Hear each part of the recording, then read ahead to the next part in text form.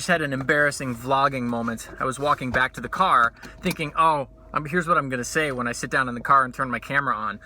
And without realizing it, I was talking out loud to myself in the parking lot. And 3 people were looking at me like, what is that crazy dude doing? I wasn't even talking to the camera. I was just like talking out loud before I got to the camera. Ugh.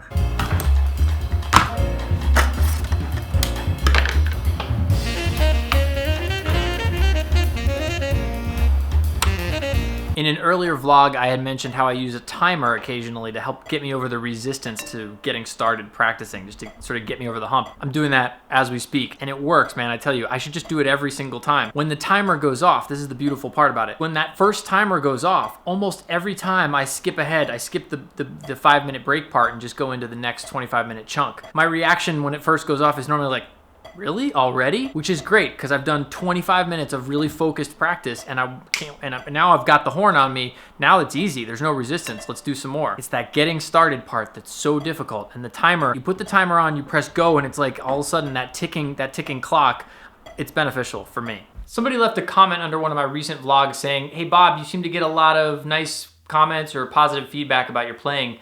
How do you not let that go to your head? That is easy. Let me show you. This is how. Chris Potter still walks the face of the earth, let alone all of the other amazing musicians, saxophonists in particular, who are still with us, and all the ones who are not with us anymore.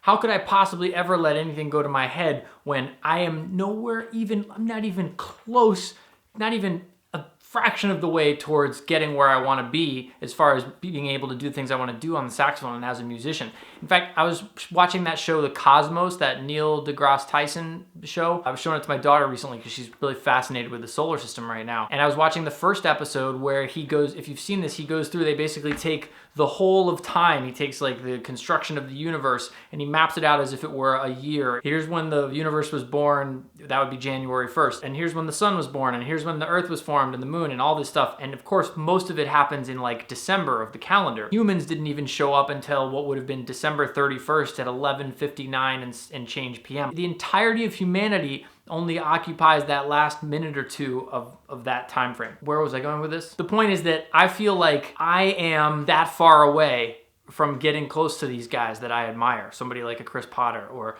Michael Brecker or Joshua Redman or Branford Marsalis or Kenny Garrett or Joe Henderson or Stan Getz or Sonny Stitt or Dexter Gordon or John Coltrane or Charlie Parker or Cannonball Adderley or Joe Lovano or so many other people. I mean, so how could you ever, I mean, there's just so much to, like, I could never be, there's no way. I mean, listen to this. I'm transcribing a little bit of this right now.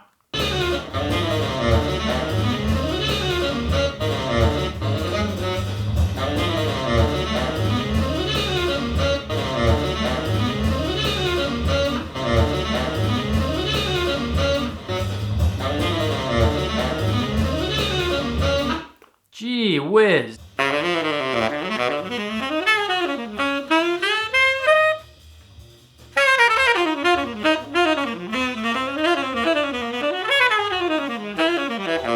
Check this out. When I'm transcribing, like I'm working on a piece of this right now, something I also do after I get whatever I'm trying to get, I let that just lead me down a path of discovery, okay? So I'm transcribing, yes, to copy it exactly, yes, but at a certain point, I kind of just let the feel of whatever this person is playing and the context of the song they're playing it in, I let that be a guide as I sort of keep going on my own, and I'm not playing with them anymore or playing exactly what they're playing anymore, but I'm playing in the style of what they're playing along with that song.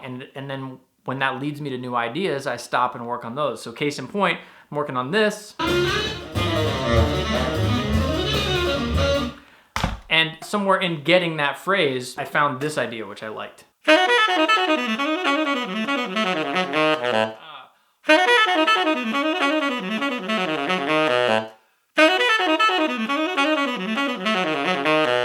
So yeah, along with getting whatever the soloist is doing, I like to just come up with my own ideas that are inspired by whatever it is I'm transcribing, and then, you know, work on those. Interestingly enough, my wife and I were checking out some Ariana Grande skit on Jimmy Fallon, and that led us to looking up when she was on Saturday Night Live, and she did a skit on SNL when she was impersonating a bunch of different singers for a sketch. And it's killer. It shows that the girl has done her homework. She can sound like Whitney. She can sound like Shakira. She can sound like Britney Spears. She can sound like Celine Dion. When she emulates these people, you hear that she's done her homework. And I respect that. And I think that's a valid thing to be doing. You need to know like how these musicians that came before you, how they've processed music and what they've done and how they have seen the world through music or heard the world through music. If you're not doing that, if you're not sort of like retracing the footsteps of greatness that has come before you, then you're a moron and you're wasting time. I mean, I'm sorry to tell you that, but that's the truth. Like it's just, if you think that you're going to learn how to speak this language of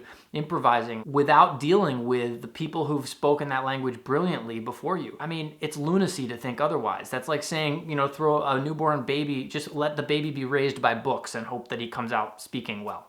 It doesn't make any sense. It'll also save your butt when, like right now, like I was not feeling particularly motivated about what to practice and this, that, and the other, and put on something that like that, some burning Chris Potter solo, and I'm like instantly like, okay, fire lit under ass, like where, and motivation is no longer a problem.